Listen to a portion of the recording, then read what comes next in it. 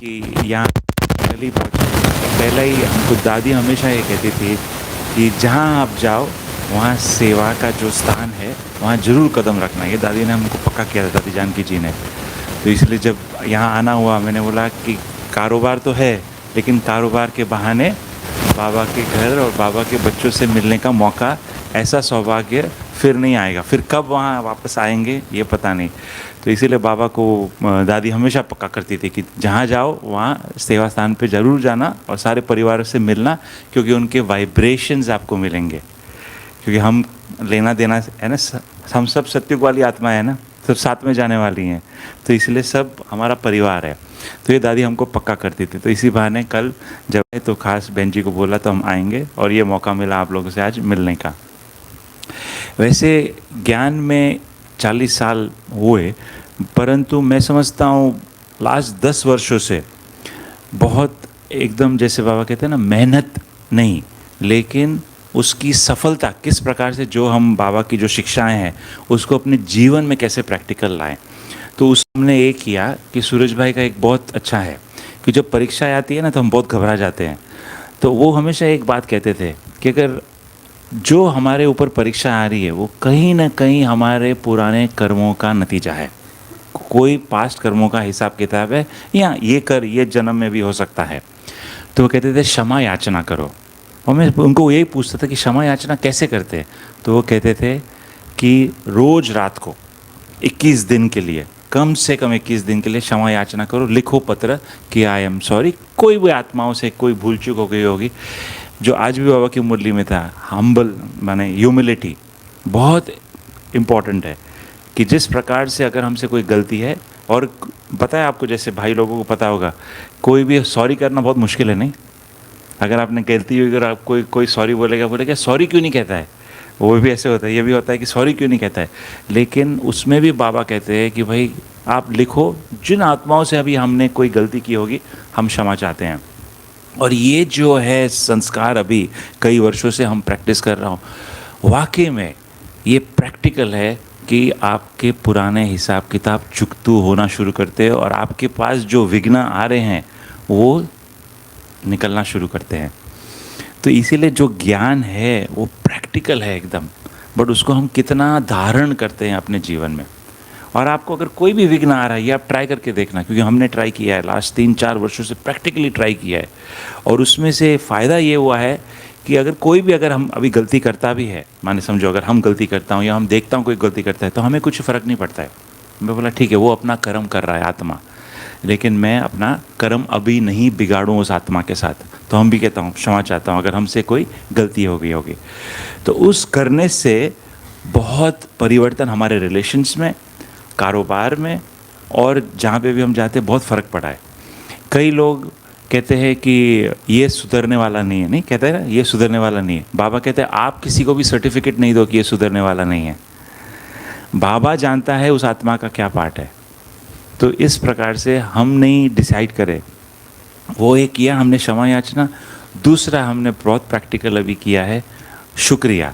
अब ये दादी भी कहती थी, अगर आपको पता है, दादी जानकी रोज़ सवेरे उठ के कहती थी शुक्रिया बाबा, ये आपने नया दिन दिया है, मुझे सेवा का मौका दिया है। क्योंकि दादी की तबीयत बहुत थी, ऊपर नीचे चलती थी, तो इसीलिए कब कैसे तबीयत, कभी कैसे हो कभी कैसे, लेकिन दादी रोज़ सवेरे बोलती थी बाबा शुक्रिया। तो इस प्रकार से आप अपने जीवन में, ये एक नया ब्यूटीफुल एक्सपीरियंस है कि आप अपने जीवन में शुक्रिया का शुरू करें। कितने दिन में कितनी बार आप शुक्रिया करते हैं किसी को? कितनी बार आप शुक्रिया करते हैं? कितने बार? 2 बार? बस 2 बार? 1 बार? अच्छा, अनेक बार किसको शुक्रिया करते हैं? बाबा को शुक्रिया करते हैं। अच्छा, औरों को शुक्रिया नहीं करते? अच्छा, और कोई? सोचो कि भाई आप दिन में कितनी बार शुक्रिया करते हैं। बाबा को तो करते हैं, लेकिन बाबा को बैठ के शुक्रिया करते हैं या बाबा चलते चलते शुक्रिया शुक्रिया शुक्रिया? हाँ जी, बैठ के करते हैं शुक्रिया। अच्छा, बैठ के करते हैं। लेकिन लगता है कि बाबा शुक्रिया ले रहा है आपका? लेता है। ना, वेरी गुड, माता जी बहुत खुश है, देखो वेरी नाइस। तो ये एक जीवन में आप प्रैक्टिकल आप देखना कि बाबा को तो हम करते ही हैं सवेरे सवेरे शाम योग में, लेकिन हम दूसरी आत्माओं को भी शुक्रिया करें जो हमारे अंग है, जैसे कारोबार में है। क्योंकि कोई भी आपका कारोबार, कहते हैं ना वो सफलता जब मिलती है जब किसी के सहयोग से सफलता मिलती है, आप अकेला नहीं कर सकते हैं। घर परिवार में भी आपके परिवार वाले आपको सहयोग दे रहे तब आप यहाँ आ सकते हैं। आप ऑफिस में जा रहे हैं, कोई आपके लिए भोजन बना रहे हैं, कोई आपको सहयोग दे रहे हैं ऑफिस में भी, आपकी स्थिति को बनाने के लिए भी कोई सहयोग दे रहे, तो उनको सबको हम शुक्रिया करें। और ये प्रैक्टिकली आप आज से शुरू करें, मिनिमम 5 नहीं तो 10, 5 से शुरू करें। 5 लोगों को कम से कम शुक्रिया करना है दिन में। ये एक प्रैक्टिकल है, आप शुरू करो और देखो उसमें क्या अंतर आता है। और हमने प्रैक्टिकल किया, दिन में एक कहाँ पे भी जाते, हम फ्लाइट में जाते या होटल में जाते या ऑफिस वालों को मिलते, तो हमारे ऑफिस वाले जो बॉस थे वो बहुत स्ट्रिक्ट है। वो बोले तुम रोज़ शुक्रिया क्यों करता रहता है? ओके, एक बार शुक्रिया किया तो मैंने बोला मैं शुक्रिया नहीं कर, मेरे शुक्रिया कर रहा हूँ आपसे दुआएं लेने के लिए। अभी आपके ऊपर है, दुआएं दो नहीं दो आपके ऊपर है, तो मैं शुक्रिया कर रहा हूँ आपसे दुआएं लेने के लिए। और उसने ये देखा कि जो हमारे स्टाफ थे ना, बहुत ये थे, बहुत माने स्वभाव किसी का ठीक नहीं। शुक्रिया करते करते वो पत्थर जो थे, जैसे कम पत्थर दिल होते, वो ऐसे पिघल गए हैं कि सब लोग अभी हैरान हो गए। बोलते अब उन्होंने भी शुक्रिया करना शुरू कर दिया है, बॉसेस ने भी शुक्रिया करना शुरू कर दिया। बोला ये काम करता है। तो उसमें एक कहानी है, एक पीर बाबा थे जो भगवान के पास जाते थे। तो उसने एक गरीब ने कहा कि भाई भगवान ने मेरे को कुछ दिया नहीं है, मैं हमेशा गरीबी में बैठ के मांगता रहता हूँ, कुछ करो मेरे लिए, जाके भगवान से पूछो कि मैं कैसे रईस बन जाऊँ। पीर बाबा बोलता है ठीक है मैं जाके बोल दूँगा। फिर एक रईस है, बहुत साहूकार है, बोलता है भगवान को बोलो मुझे बहुत दिया है, करोड़ों दिया है, लेकिन अब बंद कर दे, बहुत बहुत पैसा है, मैं क्या करूँ उन पैसों का। बोला ठीक है मैं बोल दूँगा। तो पीर बाबा जाता है ऊपर, तो भगवान को बोलता है कि भाई ये ऐसा है, गरीब बोल रहा है, मैं क्या करूँ, कैसे उसको मैं मालदार या धनवान बन जाऊँ। भगवान कहता है उसको बोलो एक ही काम बोलो, बोलो शुक्रिया का माला जपना शुरू कर दे, पूरे दिन में 108 बार माने बस शुक्रिया शुक्रिया शुक्रिया करता रहे, मैं उसको माला माल कर दूंगा, समय आने पर, उसका समय आना चाहिए। बोला ठीक है। फिर उसको गरीब अमीर का बोलता है उसको बोलो सिंपल सी बात है, शुक्रिया बंद कर दे। बोलो बहुत शुक्रिया करता है, सुबह शाम रात दिन पता नहीं शुक्रिया शुक्रिया शुक्रिया करता रहता है, मैं क्या करूँ, मैं देता रहता हूँ। बोला बंद कर दे, मैं बंद कर दूंगा। बोला ठीक है। आता है नीचे वापस, तो फिर बोलता है गरीब को कि भाई तुम शुरू कर दो शुक्रिया, भगवान ने बोला एक शुक्रिया कर दो, देखो तो माला माल। तो क्या बोलता है वो, बोले भगवान ने दिया ही किया आज तक मेरे पास, गरीबी जैसे किया है, मैं क्यों उसका शुक्रिया करूँ, देना है उसको दे, मैं नहीं शुक्रिया करता। तो बोला ठीक है, तो जैसे हो वैसे ही रहोगे। अमीर के पास जाता है, बोला तुम एक काम करो, भगवान ने बोला है कि आप शुक्रिया बंद कर दो, कल से पैसा आना बंद हो जाएगा। बोला वो क्यों करो, देने वाला वो है, उसने तो मुझे इतना दिया है कि मैं शुक्रिया के बिना मैं रह ही नहीं सकता हूँ, मैं शुक्रिया करता ही रहूँगा। तो बोला आप माला माल बनते ही रहोगे। तो देखो कहने का मतलब ये है कि शुक्रिया करना माने ऐसे नहीं कि आप सिर्फ शुक्रिया करो। देखो वर्ड थैंक यू जो है वो बहुत कॉमन हो गया है, थैंक यू, बट उसमें ताकत नहीं है। लेकिन कहते हैं आप दिल से कभी किसी को बोलो ना शुक्रिया क्यों, क्योंकि जैसे अभी बहन जी को हम बोलेंगे शुक्रिया बहन जी आपने हमें ये अपॉर्चुनिटी दिया, सिर्फ मैं बोल दूंगा शुक्रिया में वो ताकत नहीं आती है। तो शुक्रिया क्यों, उससे बहुत फ़र्क पड़ता है। तो दुआएं मिलेंगी और आप दुआएं लेंगे। और मोहिनी बहन न्यूयॉर्क की, उन्होंने मुझे बताया था कि गिरीश अगर कोई आपको शुक्रिया करता है, हम क्या करते हैं बाबा, नहीं नॉर्मल है हम कहते हैं बाबा, कि उन्होंने कहा था कि अगर कोई शुक्रिया करता है तो उससे शुक्रिया ले लो फिर बाबा को दे दो, बट ऐसे मत बोलो सीधा बाबा शुक्रिया थैंक यू ओके बहुत बहुत धन्यवाद। उससे उसकी भी दुआएं आपको मिलेंगी और आप भी उन आत्माओं को दुआएं देंगे। तो ये प्रैक्टिकल है, बट बहुत सूक्ष्म है, हमारा ज्ञान जो है ना बहुत सूक्ष्म है, लेकिन उसको हम किस प्रकार से हम प्रैक्टिकली अपने जीवन में लावे। तो किसको मालामाल बनना है आज, वैसे तो आप लोग तो मालामाल है ही है, लेकिन और खुशी सिर्फ धन नहीं, क्योंकि धन तो देखो आता है जाता है, धन का नहीं है, लेकिन जो अंतर मन की खुशी है तो आजकल जो वो मिसिंग है वो सबसे प्रैक्टिकल है। तो अगर आपको वो और बढ़ाना है तो तो आप क्या करेंगे? कितने लोगों को करेंगे? कम से कम 5। हाँ, अभी जाने से पहले ही यहाँ से आप कर सकते हैं।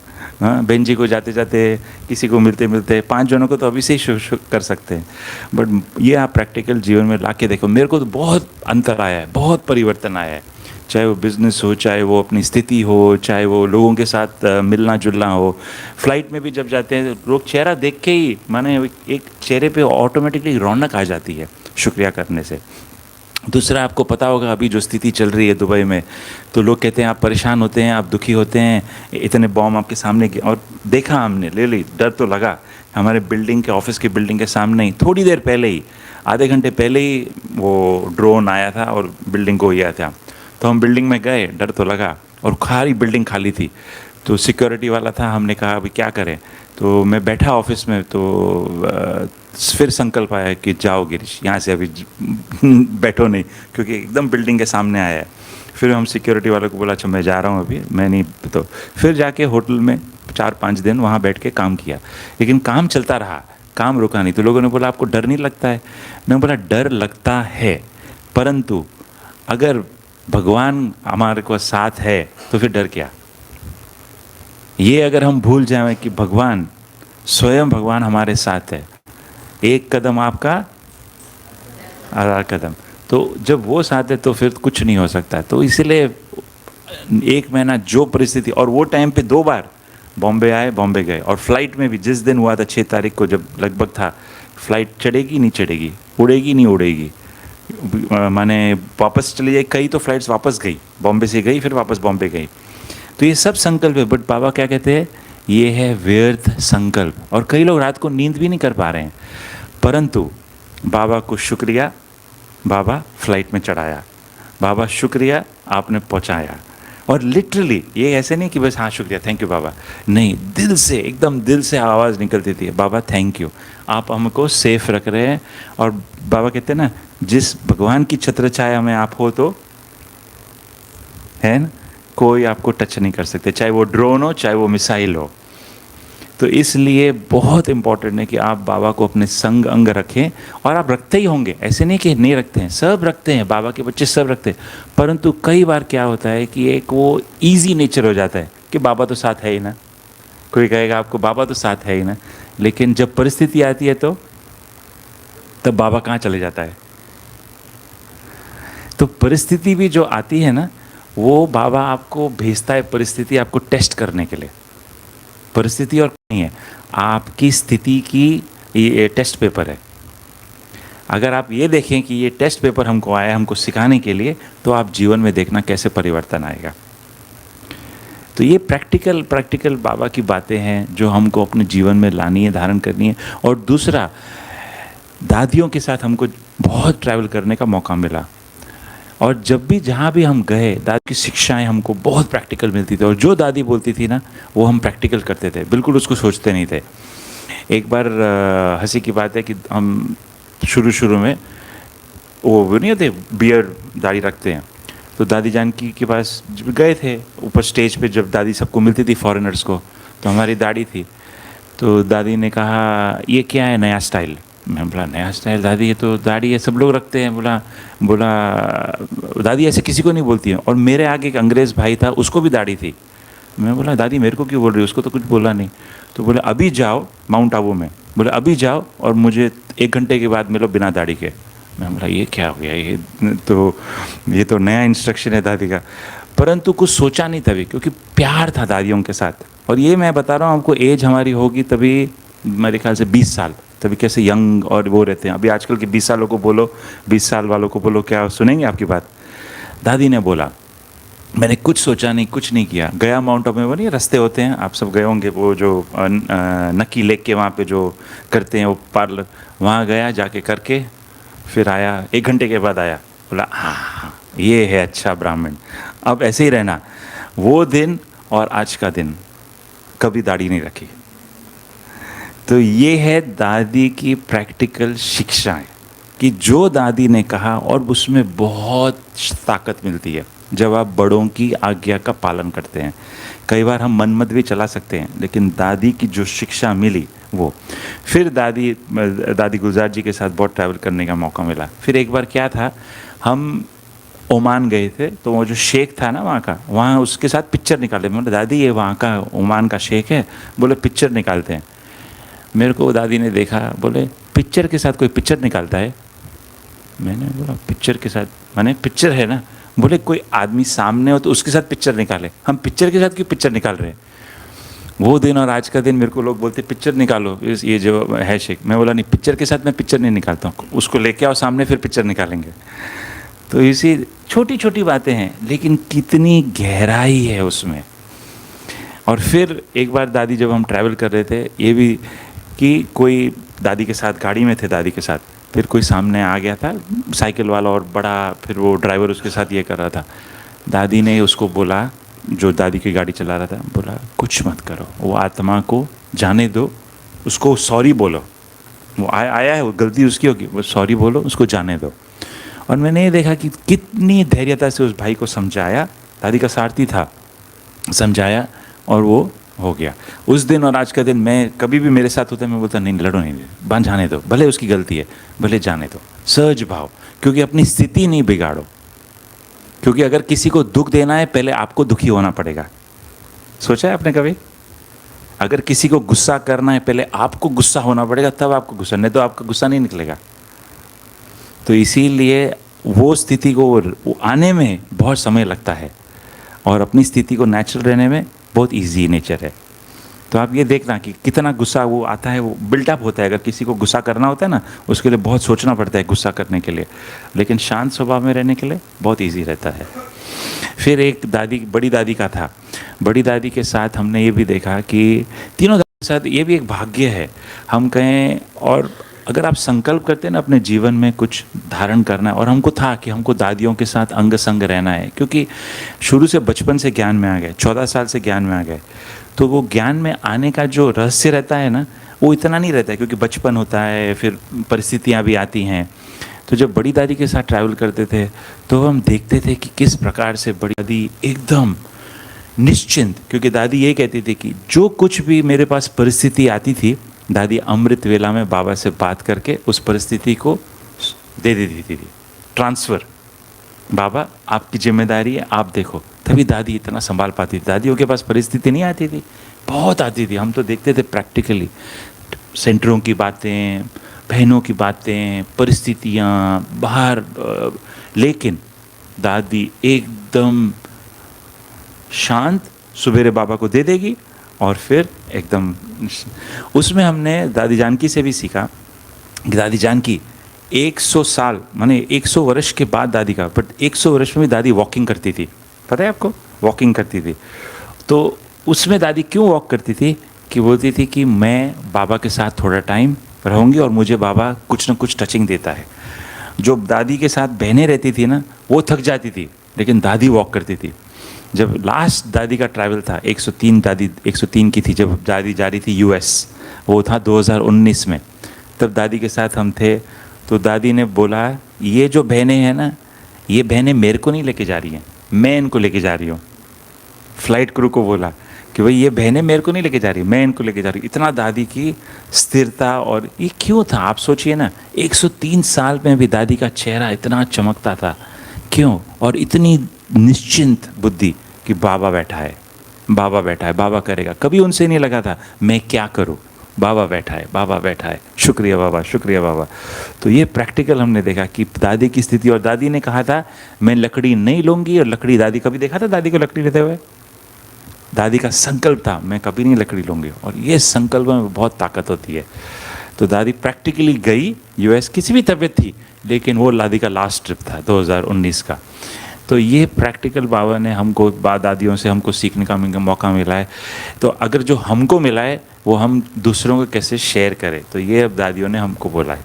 तो एक फाइनल मैं आपको बताता हूँ कि दूसरी, अगर अपनी स्थिति को बहुत अच्छा करना है, बहुत बहुत प्रैक्टिकल करना है, तो सोमान का, आप लोगों ने सूरज भाई का तो सुना है, सोमान कितनी पावरफुल है। मैं मास्टर सर्वशक्तिवान हूँ, मैं पावरफुल आत्मा हूँ, मैं विघ्न विनाशक आत्मा हूँ।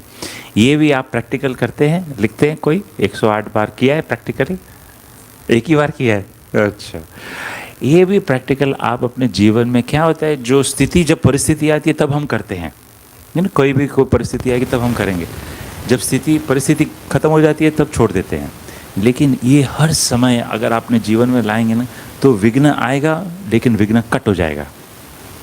जैसे ना मिसाइल आई, जैसे हमारी ऑफिस की बिल्डिंग इधर थी, वो मिसाइल वहाँ नहीं आई, तो आप जहाँ बैठे होंगे वहाँ वो विघ्न उसको कट कर देगा, जब आप बोलेंगे मैं विघ्न विनाशक हूँ और मैं मास्टर सर्वशक्तिवान हूँ। है क्या सोमान? बाहर की दुनिया में हम लोग कहते हैं, धैर्य जो अपने खिलाड़ी होते हैं उन लोग को भी सोमान होता है कि अगर सोमान नहीं है तो आपकी स्थिति ठीक नहीं है। अगर सोमान नहीं है, सोमान आपको नशा चढ़ाता है, तो अगर आपको रियली वो नशे में रहना है तो उस स्थिति को आप बढ़ाएं आपको। और प्रैक्टिकली हमने देखा कि मैं भी सोमान करता था, बहुत सालों से मैं करता हूँ, लेकिन परिस्थिति आती थी फिर मैं भूल जाता था। फिर सूरज भाई ने वही बोला प्रैक्टिकल अपने जीवन में धारण करो, तो जो अंग संग भी आपके साथ काम करते हैं ना, उनके भी आप विघ्न विनाशक बन सकते हो। ये प्रैक्टिकल है। आप जहाँ जाएंगे उनके विघ्न खत्म होने शुरू हो जाएंगे। आप बोलेंगे वो कैसे? क्योंकि आपके अंदर वो वाइब्रेशन है। सोमान आपको वाइब्रेशन देता है। तो आप प्रैक्टिकली ट्राई करना, जो भी आपको सोमान अच्छा लगता है। आपको बहुत अच्छे अच्छे सोमान है। मैं विघ्न विनाशक हूँ, मैं विश्व मालिक हूँ। आप नशा आपने को चढ़ाए। मेरे को ये दो बहुत पसंद है। मैं विघ्न विनाशक हूँ, मैं मास्टर सर्वशक्तिवान हूँ, और मेरा बाबा प्यारा बाबा आ जाओ, बुला देता हूँ हमेशा, मेरा बाबा प्यारा बाबा आ जाओ। तो उसके साथ अंग संग में रहते हैं। देखो, अगर आप दोस्त के साथ अगर आप बात करते हैं, अगर आपके यंगस्टर्स होंगे, पता है आप कितने घंटे बात करते हैं वो फ़ोन पर? है कितने घंटे बात करते हैं फ़ोन पर? है पता है? नहीं, कोई लोग 4 घंटे 6 घंटे, यंगस्टर्स जो आपस में दोस्त होते हैं। और हम बाबा से कितनी देर बात करते हैं? सुबह करते होंगे, शाम को करते होंगे, दिन को करते होंगे, लेकिन वो दिल की बात नहीं करते। वो सब कुछ सुनाते हैं, तो अपने दोस्तों को सब कुछ सुनाते हैं। तो क्या हम बाबा के साथ वो करते हैं रू रिहान? ये प्रैक्टिकल है कि रू रिहान करना बाबा के साथ। और हम कभी कभी बैठते हैं शाम को, या कभी भी, जैसे नुमा शाम का होता है, या सवेरे भी बहुत प्यार से बाबा के दिल से बात करते हैं, बस प्रैक्टिकली, जैसे बाबा के साथ एक जैसे रू रिहान होती है, दोस्त की तरह, वो फ्रेंडशिप की तरह। क्योंकि और भी रिलेशन है, जैसे माँ का है, बाप का है, और सखा सबसे प्यारा हमको लगता है, क्योंकि अपने जीवन में लगता है कि वो ही एक सच्चा साथी है जो मदद करेगा। बाकी सब मदद करेंगे, चले जाएंगे। है ना, सबको एक्सपीरियंस है ना, जब ज़रूरत पड़ती है। नहीं, एक बहन की कहानी है, कहते वो सामान बहुत उठा रही थी, बोले कौन आके उसको मदद करेगा? तो कई आए, बहन जी मदद करूँ, बहन जी मदद करूँ। तो बोले नहीं, मुझे नहीं चाहिए। तो भगवान किसी ना किसी को भेजता है आपको मदद करने के लिए, लेकिन क्या हम वो मदद लेवें? अब कोई आया था, बोला बहुत बहन जी सामान है, लेकिन बाबा भेजता है, किसी न किसी को भेजेगा। प्रैक्टिकल है। एक फाइनल आपको मैं बताता हूँ, जो सूरज भाई ने बताया। तो एक बहन जी, उनको कोई बड़ा फंक्शन था, उनके कोई बहुत बड़ा फंक्शन था, और उनके पास 1 रुपया भी नहीं था। और कल उनको कोई आ रहे थे संत यहाँ, तो बोले मैं क्या करूँ, उनको कुछ तो मुझे देना है, और सारा प्रोग्राम भी अरेंज करना है। तो उसको किसी ने बोला कि बाबा को बुलाओ, बाबा को बोलो आके पर्स में बैठ जावे। बोला बाबा को पर्स में कैसे? बोले बोल के तो देखो। तो उन्होंने रात को बोला, बाबा मैं नहीं जानती, आप आके पर्स में बैठ जाओ, मुझे कल कुछ ना कुछ सेवा करनी है और इनको दान देना है, आप कुछ ना कुछ करो। तो बोला ठीक है। सुबेरे हुई, आप क्या होगा पर्स में? पैसा। हाँ, बेंच बोल रही, पर्स फुल था। अब बोलेंगे ये कैसा हो गया मैजिक? बाबा कुछ न कुछ मैजिक करता है, ये इसमें आपको विश्वास होने की ज़रूरत है। कैसे भी करके मैजिक बाबा करेगा, लेकिन विश्वास हो। आपको मालूम है ना बैगरी पार्ट का, है ना, बैगरी पार्ट का जी सिचुएशन थी, पैसा नहीं था, लेकिन सुबेरे टेलीग्राम आता, भोजन बनता, और फिर सबको खाना मिलता। है ना प्रैक्टिकल, कैसे मैजिक थी। तो ये जब कहानी हम सुनते हैं, जब ये बात करते हैं, दिल, बाबा कहते हैं ना, ऐसा गदगद हो जाता है, जैसे रोंगटे खड़े हो जाते हैं, जैसे किस प्रकार से वो विश्वास था ब्रह्मा बाबा का। तो और हमारा क्या विश्वास है? सो आप सब प्रैक्टिकल अपने जीवन में ये धारण करें, और बहुत अभी संगम युग का जो भी समय बाकी बचा है, कितना समय ये नहीं है, जो भी बाकी बचा है उसको हम इतना ब्यूटीफुल बनावे। और क्या करेंगे, कितनी बार करेंगे, अनेक बार करेंगे। तो अभी शुक्रिया कर लीजिए, आपके संग अंग संग जो बैठे हैं, शुक्रिया शुक्रिया आप आए। हाँ, जो आपके संग संग है, हमको भी शुक्रिया, थैंक यू। शुक्रिया शुक्रिया, थैंक यू।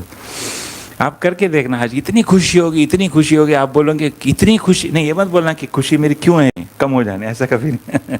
खुशी आने दो, उसको आने दो, माला माल होने दो। बाबा कहते हैं आपके अंग संग भी लोग बोलेंगे, अगर आप घर में भी जाएंगे ना, सबको बोलेंगे शुक्रिया, आपके युगल को, बच्चों को, बच्चे बोलेंगे क्यों आप बोल रहे हो मम्मी, शुक्रिया क्यों बोल रहे हो आप हमको, तो वो बोलेंगे नहीं, हम सुबह जाएं शुक्रिया, शाम को आवे शुक्रिया, शुक्रिया क्यों आप हमको साथ दे रहे हो, शुक्रिया क्यों हम आपके अंग संग हैं, आपका भी जीवन अच्छा हो, आपको भी खुशी मिले, आपको भी दुआएं मिलें, तो इसलिए तो ठीक है, प्रैक्टिकली आप जीवन में करते रहिए। तो बहन जी थैंक यू वेरी मच। हमको गुजराती थोड़ी थोड़ी आती है, पता है भाई, हमको गुजराती खाना बहुत पसंद है, बहुत है। ठेपला हो गया, क्योंकि जब ट्रैवल करते हैं ठेपला सबसे साथ देता है। और सबसे बड़ा हमारा साथी पता है कौन है दोस्त, खाकरा। मेरे को सूरज भाई ने बोला था, कहते कुछ भी तेरे को नहीं मिले ना, खाकरा जीवन तेरे को साथी देगा, क्योंकि खाकरा, एक खाकरा दो खाकरा खाने से पेट भर जाता है। तो ठेपला, खाकरा, ढोकला ये हमारा साथी है, जहाँ जाते हैं हमारे साथ जाता है, क्योंकि हमको खाना पसंद आना बहुत पसंद है। और कभी भी ये नहीं लगता है कि खाना क्यों बनाऊं, तकलीफ है, नहीं, बाबा को बोलते बाबा बता। गुलाब जामुन नहीं, विश्व रत्न दादा का था कि जब हम मधुबन में जाते थे ना, कुमारों को बहुत है खाना का, हम तो माने सब एक दो रोटी, दो रोटी, समोसा होता था तीन तीन, पर गुलाब जामुन के लिए खास तो हम तीन तीन लेता था, क्योंकि बहुत अच्छा था खाने का। बचपन में 20 साल के थे, तो विश्व रत्न दादा बैठे थे मेरे को देख रहे थे। मैंने बोला तुम बाबा को भोग लगाया, मैंने बोला याद किया, बोला नहीं बाबा, सामने कचौरी पड़ी है, गुलाब जामुन पड़े, मैं क्या याद करूँ, फटाफट खा लिया। तो बोले नहीं, फिर बोला गुलाब जामुन 3 क्यों लिए, मैंने बोला दादा बहुत अच्छा है गुलाब जामुन, तो ना वो बहुत अच्छी फ्रेंडशिप थी उनके साथ, बहुत अच्छी। तो बोलते हैं देखो बाबा जो सिखाता है ना, अगर जीवन में आगे बढ़ना है तो एक ही लिया करो। मैं बोला एक गुलाब जामुन था, उससे क्या होता है, बोला एक लो और बस, बाकी क्योंकि जो गुलाब जामुन है मीठा है ना, वो मन अंदर जाएगा तो वो एक ही चीज़ है, एक ये लो या दो या 3 लो, फर्क तो पड़ने वाला नहीं है। तो एक लो, उसका बहुत अच्छे से उसका प्रैक्टिकल अनुभव करो गुलाब जामुन का भी, क्योंकि अच्छा होता है ना गुलाब जामुन।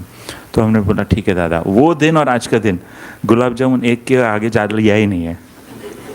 तो ये प्रैक्टिकल है कि जो बड़ों ने सिखाया उसके बाद नहीं। फिर वो लोग बोलते हैं, लोग बोला नहीं हमको शिक्षा मिली एक ही लेना है, बाकी आप लोग खाओ।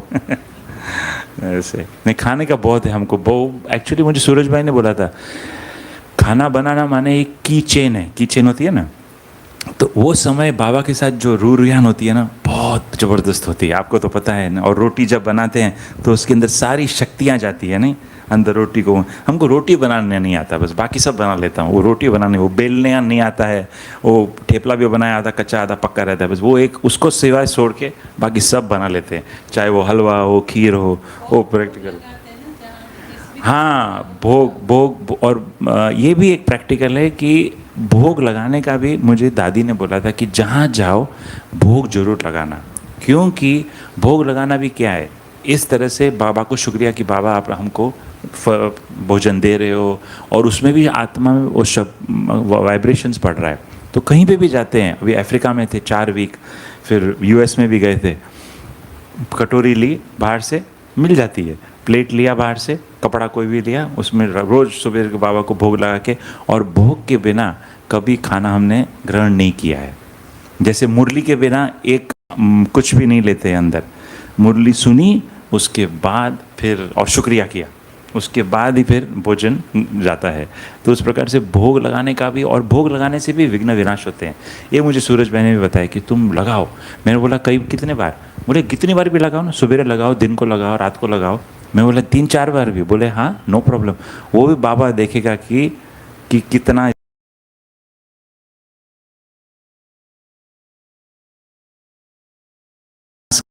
लगन है। तो हम लगाता हूँ सवेरे प्रैक्टिकल, जैसे सवेरे कई बार एप्पल का लगाऊंगा, सवेरे हम सिर्फ एप्पल और थोड़ा ये खाता हूँ, फिर बाद में भोजन बनाएंगे तो उसका लगाएंगे, फिर बाद में शाम को एक और भोजन बनाए तो उसका लगाएंगे। तो 3 तो लग ही जाता है पक्का, तो बाबा बोलते कितना मोटा बनाओगे, लेकिन बाबा तो सुगंध लेता है, नहीं भास लेता है। लेकिन ये है क्या है, भावना है। कौन सब भाई लोग लगाते हैं भोग, सब लगाते हैं, बहनें तो लगाती है 100%, भाई लोग कभी कभी लगाते हैं, कभी कभी नहीं लगाते। लेकिन फ्रूट का भी लगा लो, बाबा के पास बैठ के बाबा थैंक यू, यू नो, एक छोटा सा बहुत अच्छा आपको एक अनुभव होगा, आप ट्राई करके देखिए, बहुत अच्छा अनुभव होगा कि आप माने किधर भी जाएं, लेकिन आपके जो संकल्प है, आपकी जो मर्यादा है ना, वो आपके साथ जाती हैं। आप मर्यादा छोड़ के नहीं जाते हैं, अंग संग आपके साथ जाती है। तो ये हमारा प्रैक्टिकल है। तो थैंक यू बहन जी, आपने मौका दिया, इतना यहाँ आने का मौका मिला। ये तो एक हमारी लॉटरी है, मेरे को कोई संकल्प नहीं था, हमारा ये था बस जाएंगे सेंटर, मिलेंगे और बस अपना कारोबार शुरू करेंगे। लेकिन ये लॉटरी तो जीवन भर की एक ब्लेसिंग्स हो गई।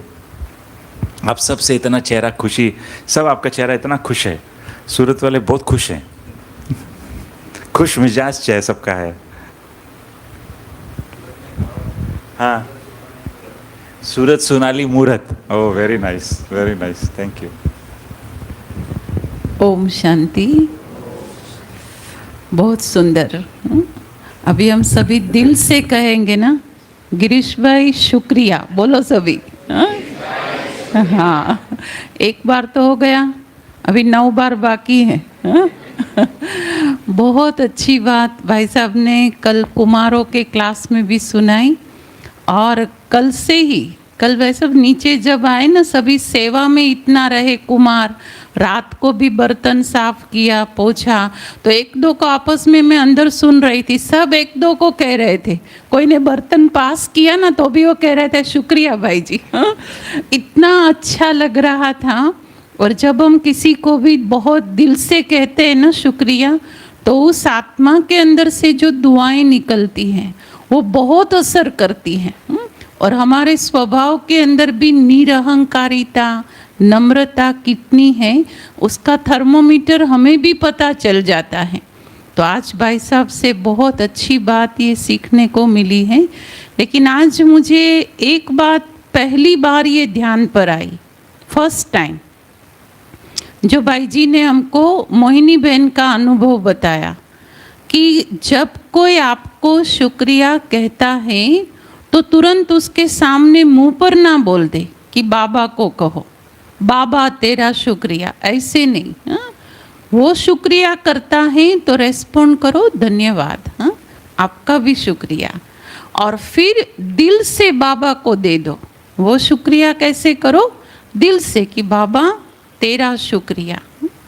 कभी कभी आपस में मैंने एक बात ये भी नोट किया है कि कुछ भी अच्छा ब्रह्मा भोजन किया, कोई भी अच्छी चीज़ मिली, जिसने दिया वो सामने खड़ा है और हम वहाँ ही बोल रहे हैं शिव बाबा शुक्रिया। अरे भाई, शिव बाबा को आवाज़ की आवश्यकता थोड़ी है। आवाज़ तो किसको चाहिए, जिसने 3 घंटा गर्मी में रह कर के भोजन पकाया है। एक तो 40 डिग्री टेम्परेचर और सामने 100 डिग्री टेम्परेचर, उसके बीच में रह कर के हमारे लिए इतना अच्छा भोजन बनाया, तो हम उनको क्या कहे, शुक्रिया। हाँ भाई बहन जी, आपने बहुत सुंदर भोग बनाया, बहुत अच्छा खाना बनाया, आपका शुक्रिया। और दिल से किसको कहे, बाबा को कहे कि बाबा तेरा शुक्रिया। तो आज का ये शुक्रिया का क्लास कैसा लगा सभी को? हाँ, बाकी भी बहुत छोटी छोटी बातें हमको सीखने को आज मिली हैं। दादी जी तो जैसे इमर्ज थी। हाँ, जब आप बोल रहे थे ना भाई जी, तो दादी ऐसे फील हो रहा था कि हम दादी को देख रहे हैं। हाँ, तो हम सभी आपके बहुत बहुत आभारी हैं। जब भी सूरत आए तो ज़रूर आपका लाभ हम हमको ज़रूर देंगे। ऐसी दुआओं भरी शुक्रिया के साथ ओम शांति। 2 मिनट योग के बाद जो भी माताएं अभी भट्ठी में आज बैठने वाले हैं वो यहाँ ही रहेंगे, बाकी सब प्रस्थान करेंगे। लेकिन